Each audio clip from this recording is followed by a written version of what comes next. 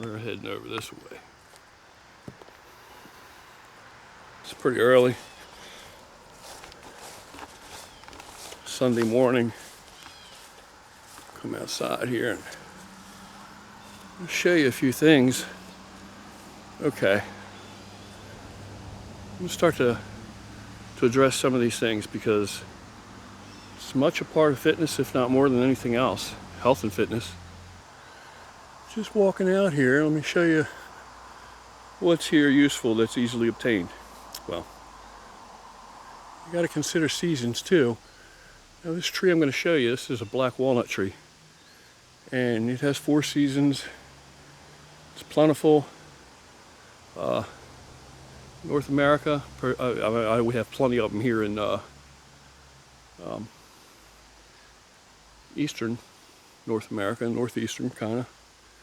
And like I said, it has 4 seasons, but you can harvest things for use from this tree in all 4 seasons to lesser or greater degrees. That means that the potency is affected by the portion of the tree that you utilize, that you harvest, depending on what you need it for. This is what the bark of the tree looks like.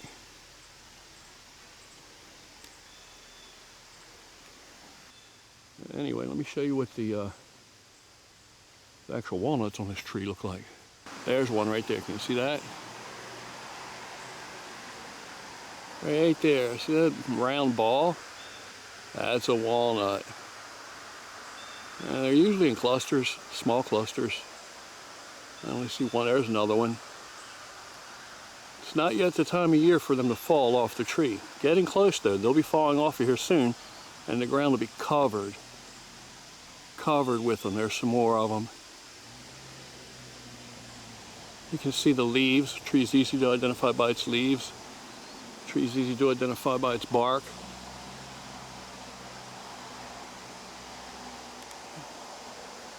And I have quite a few of them around here. Right this minute, they're up pretty high, out of reach. If you really needed to get to them, you could try and knock them down with something, but they'll be falling down. Here's a better example. Let me show you these. You can see these really well. There's some more.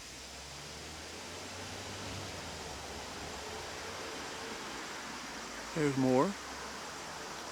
See them all up there? There's a little cluster.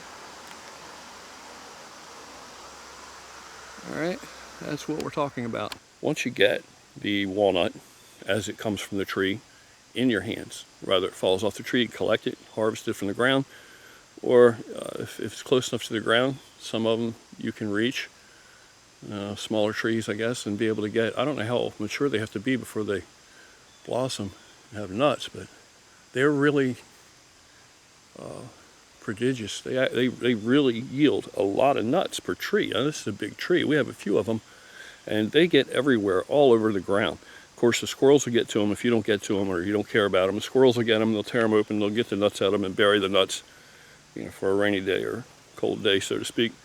But if you take the outer casing of it, you cut that open, you cut into that outer casing, you'll notice that if you handle it, your fingers will start to turn brown pretty quickly.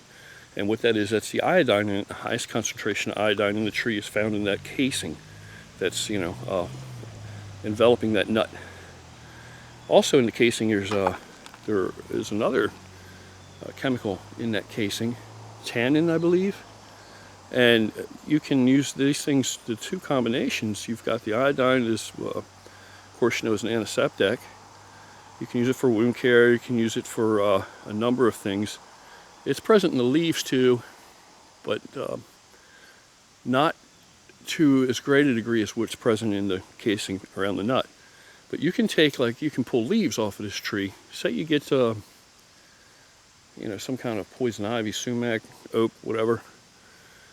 You can, if you get to it quickly enough before the oil gets into the pores of your skin, and you actually get infected with the poison, you can pull this stuff right off of the tree, these leaves. You can crush them up and rub them right onto the affected area. And because of its anti-inflammatory properties, it can close off those pores, tighten those pores up so that to prevent the poison from actually any more of it getting into your body. This is a downs tree. I gotta split these. Not, of course, not until I, heal up. But let's see what else we got. Well, we'll get back to all this later. Talk about it later. I don't know how much interest any of you guys have in this, but different strokes for different folks. You don't have to watch every video if you don't have any interest in it. So here's one walnut that I just got off the ground, and this is what you got. Looks like this is a small one. This exterior, the nut is inside. This exterior that's covering this nut, this one's not. This one's, All right, back here near the house, sitting on the steps. So you probably hear some traffic going up and down this little road. A lot of car shows on the weekends and tractor shows and stuff in these parts. So people get up early and go out to them. The oil's in this thing, the iodine. Already turning my finger brown. How would you prepare any of this stuff for use?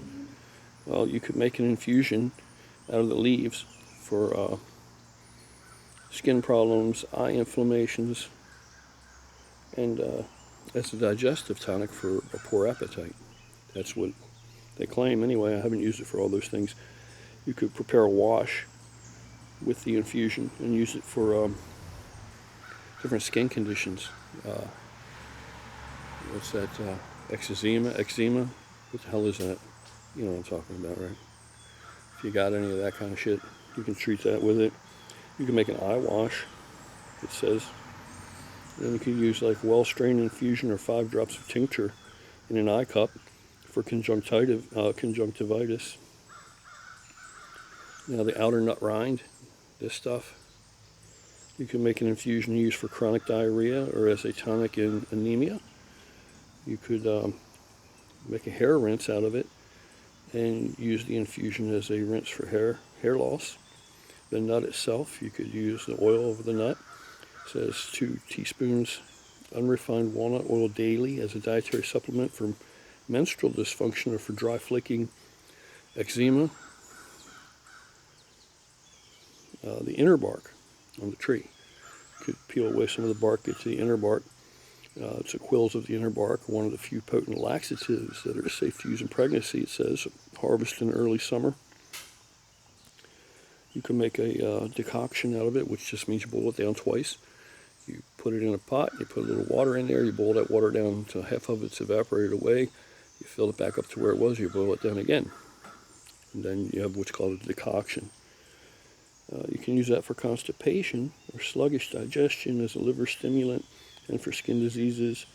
You can prepare a tincture and take up to 5 milliliter daily for the same ailments as the decoction. So there you have 2 different parts of the tree that you can utilize for both diarrhea and as a laxative. Depends on the part that you use. So there's a lot of uses for stuff out here. You can, I'm just trying to, I'm not the be-all, end-all knowing fucking guy. This kind of stuff here, I'm just learning. Because I think it's really interesting, it's cool, it's a nice additional hobby. And Lord knows it could be extremely useful to you, extremely useful. If you were trying to be self-sufficient, or if you were out in the woods, or you were outside and you needed to treat an injury, or you got cut or whatever, it's good to know where you could get an antiseptic or an astringent